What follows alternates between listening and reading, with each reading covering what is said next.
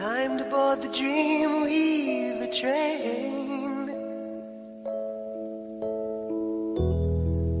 trying to take away my worries of today and leave tomorrow behind. Ooh, Dreamweaver, I believe you can get me through the night.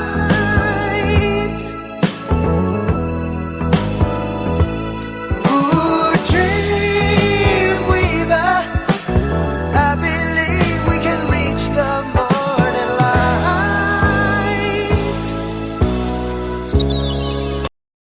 We open up to a rare exterior shot of Kelly's front door, which would have been more convincing if they shot in from an interior of a living room.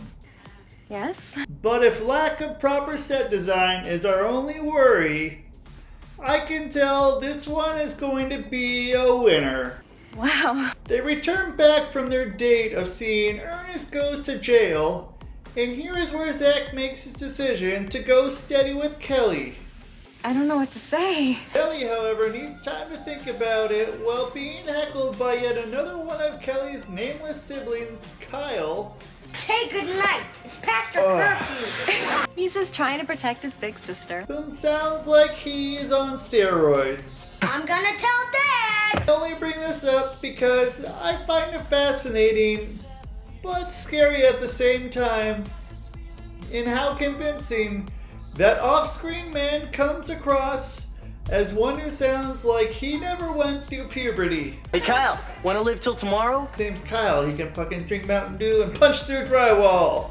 Take a hike, dork. At Bayside, announcements of mandatory school physicals are issued as Screech plans he is cramming for the exam. We've got school physicals today, and this year I don't want to come in last. It never ceases to amaze me what little brains people have. Some people get a little strange when it's time to see Nurse Butcher. Then there is Slater, whom is fearful of his physical. Well, I hate to miss class. Okay, I'm gonna need to see some data to support this hypothesis. You don't need a physical, you need a mental. Zack returns to inform the gang that he and Kelly are going steady and doesn't care who knows, as he is going to spread it amongst the masses. Careful, Zack. If your head swells anymore, they're gonna have to drain it. Yeah, he's gonna do that, Buttercup. Fucking Zack. This is so hot. I have to spread it all over school. When they leave, Zack is about to go get his books when he's approached by Jennifer, whom just so happens to play David Hasselhoff's girlfriend on Baywatch. Excuse me.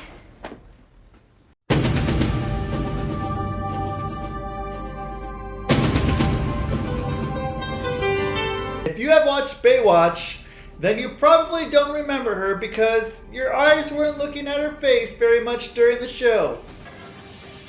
It was more of a full-bodied visual masterpiece to some men. You're cute. Really cute. The fact that she even acted on Baywatch pretty much tells of her limited range. I'm in love. Miss Simpson has returned, and between her and Mr. Dewey, I have to admit, there is no place like our regular Bayside faculty. In my day, a class would respond when a teacher wished them good morning. Now the running gag is, Miss Simpson has grown deaf, which I don't see how that is going to help you with grading this week's class poems assignments. Who would like to recite first? I would, Miss Simpson. Well then, since there are no volunteers. At least she can see.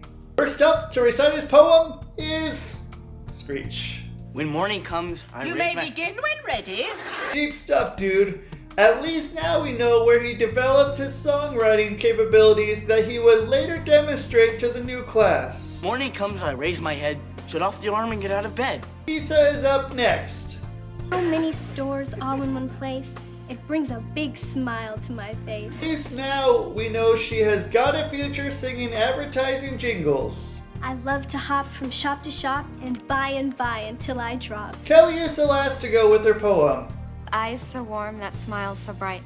I think about him day and night. Does Simpson not reiterate any of the proper mechanics to put together a proper poem? You can't just sling together some MC rhymes and call it poetry. Oh, people, please! We find out how much of a scumbag Zack is as he's ready to sell Kelly down the river for a chance at sparkly Jennifer. Ooh, dreamweaver, I believe you can get me through the night. Anyone want to punch him in the balls as much as I do right now? All this time, after all these episodes since season 1, Zack was fighting tooth and nail for Kelly's affection for years. Even had that weird cardboard cutout under his bed. Now he has got her chance for this season, and a chance encounter with a woman he knows nothing about except a catchy name is making him reconsider a relationship with one of the most likable, or should we say, more reliable and loyal characters in Kelly. Fuck you, Zack.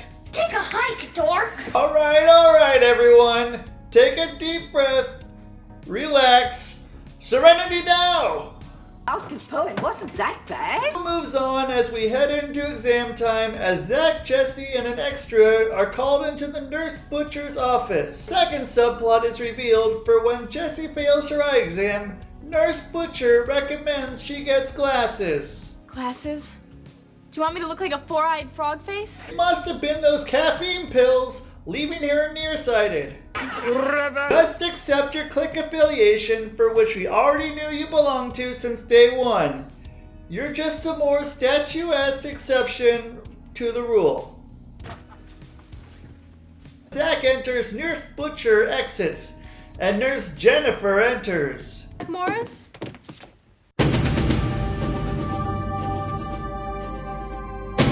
I remember you.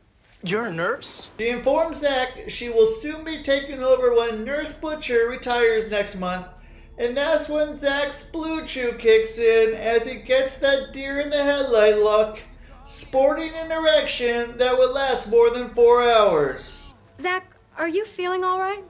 Suddenly I'm very weak. Back in the hallway, Kelly wonders why Zack has been so late, and even she is so happily ready to share with Screech that she is ready to go steady with Zack. Oh my! What a moment! What a thrill! Screech is overwhelmed with joy that you would think he was invited to a threesome, so he immediately grabs Zack in the hallway, but Zack brushes him off before Screech can ask for an invitation. That's great, Kel. So what was the question?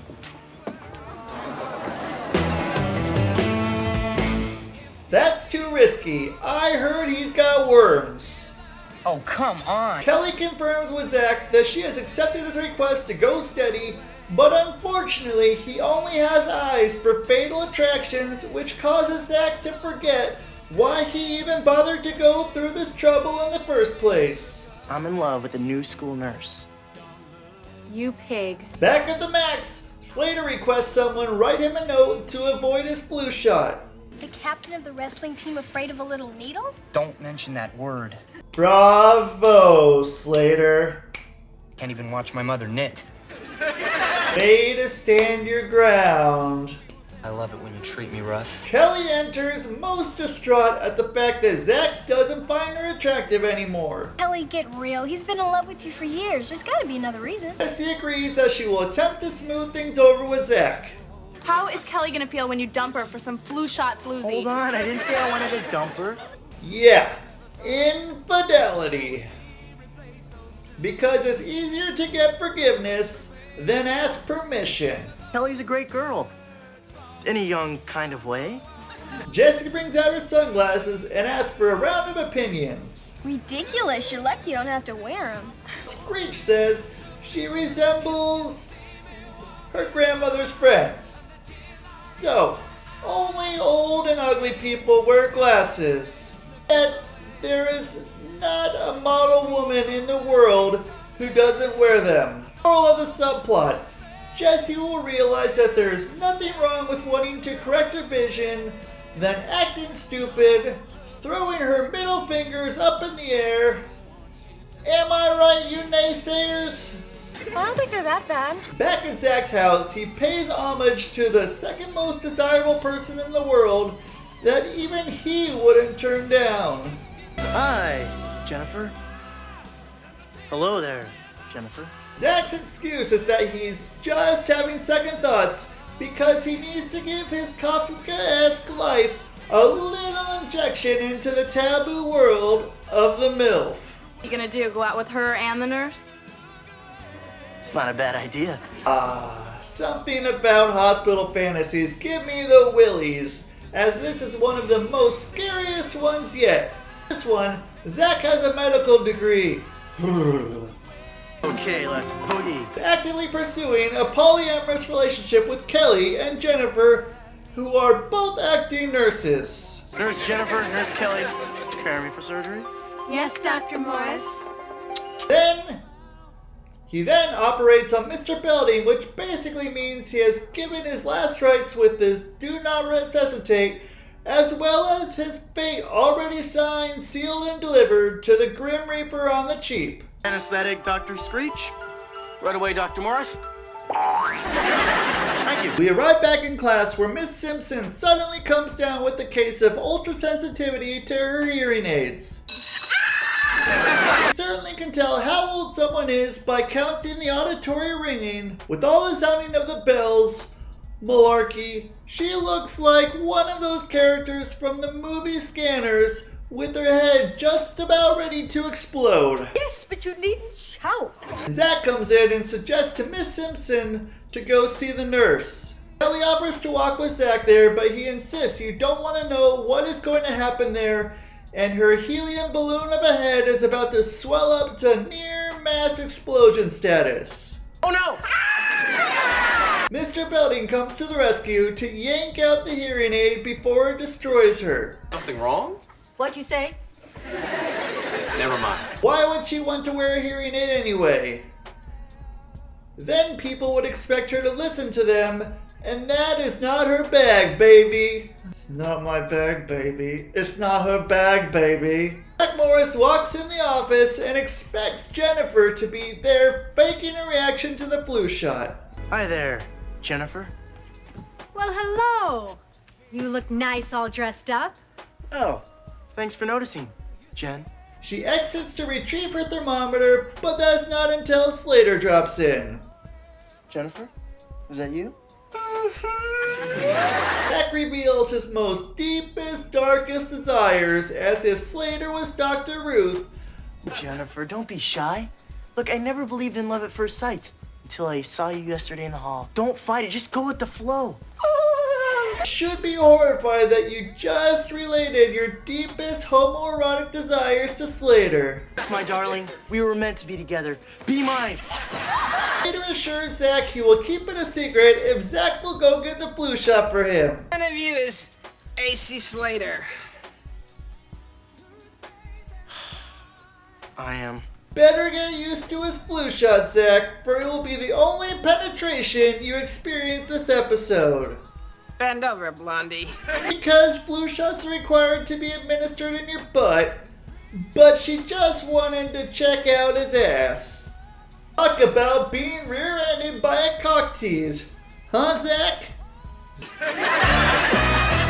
Back of the max, Zack Morris is burning off his hormones with Screech running beside him. It's about Kelly and me. Oh, lovely couple. Only in America. No, I don't want to go out with her Zack confirms he wishes to not date Kelly and needs to set her up with a slurmy guy so that she will be at least there to take him back if he fucks it up with Jennifer. I need someone more sensitive. Someone like you. Screech feels he has found the perfect guy for Kelly in Melvin Nerdling. Nerdly? I love him already. Even though he may not come out on top in the swimsuit and looks category, but he does have what Zack lacks, a personality. What's he like? He's not as cool as I am. He's kind of a geek. That's perfect. Kelly returns and refuses to date other people. She leaves in utter disgust that she just made the biggest mistake of her life in dating the biggest a-hole douchebag at Bayside. Date other people? What for? I adore your innocence. Then again, you did know that since day one, so what was stopping you from refraining? Think of a nut on a forest floor. Now it needs space if it's gonna grow into a tree, and you and I are those nuts. Jessie and Slater know something is going on. Men, especially Zack Morris. Well, Lisa picks up on clues and will confide in Jennifer what Zack did to Kelly to Jennifer. Mr. S, who knows about a Mr. Z? Mr. S made a promise to Mr. Z not to tell anyone. J made the same promise. Does Ms. J know about the new N who's causing all the problems for Ms. K? Well, then why don't you just tell the new nurse what Zack did to Kelly? I'm sure she can take care of it. We're watching. A woman who has been cheated on sure does better research than the FBI. I can't believe he would treat his girlfriend this way. Well, now that I've seen you, Jennifer concludes that Zack Morris is a piece of crap and should be discarded and blown for his piss-poor judgment and treatment of Kelly. Well, just leave everything to me. I've had plenty of experience dealing with sick people. For now, she's got opening in the hard realism department that you will soon be introduced to. Let's get Loverboy in here and let him see a side of me he's never seen before. Ain't that right, Zack? Cut back to commercial, remaining in the exam room where Jennifer is dressed quite seductively as Zack enters. You wanted to see me? I certainly did. She starts moving in on him and tells him what he wants to hear.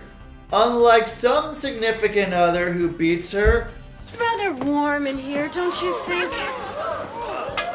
Jennifer tries to get her point across of the dangers of thinking with your trouser snake and is willing to commit statutory rape with her, but Zack, feeling the strain of pressure of being shattered and obliterated into a million itty-bitty bit-sized pieces of her husband punches, that he makes a run for it. Sweet. Not like my husband. Your husband? Professional wrestler. Hulk Hogan says he could be the champion, except for his violent temper. This forces Zack to run to Kelly's house, way back into her arms, where he promises he has come to his senses now and is now set on the straight and narrow Scout's honor. Well, you kind of picked an awkward time. Zack, I'd like you to meet Melvin Nerdley. You mean someone who does not look nor appear to be your stereotypical nerd, enjoy chess, but more of a GQ nerd model who enjoys chess. You're Melvin Nerdley? just call me Mal. What has this world come to? Well, I will spell it out for you, Zack. D-I-V-I-R-E-S-I-T-Y. Unity! Acceptance! You play chess? Yeah, and football and baseball and hockey. I even model a little. See you tomorrow, Kelly. All right. It's called inner beauty and self-confidence. When combined together, they can make certain people stand out and appear like attractive catches to others. Great idea about dating other people, Zack. Tonight, Melvin taught me chess. Tomorrow, he's teaching me lambada. Thanks. You see, Zack's life holds many challenges and can be quite frustrating, especially for you, because you're dumb and pig-headed. Zack, I adore your innocence. When two nuts in a forest are dating other nuts, they can't go steady with each other. Good night. Kelly certainly gets hers as she puts the icing on the cake with the soak of shame on Zack Morris. I will admit, that was refreshing. Although one mystery remains unclear to me as to how Zack didn't know who Melvin was, especially due to his everyday association with Screech. Not to mention a closeted jock. Kelly! Oh, come on, Kelly! Go away, or you'll be sorry. Hey, Kyle, just butt out! Okay, I warned you.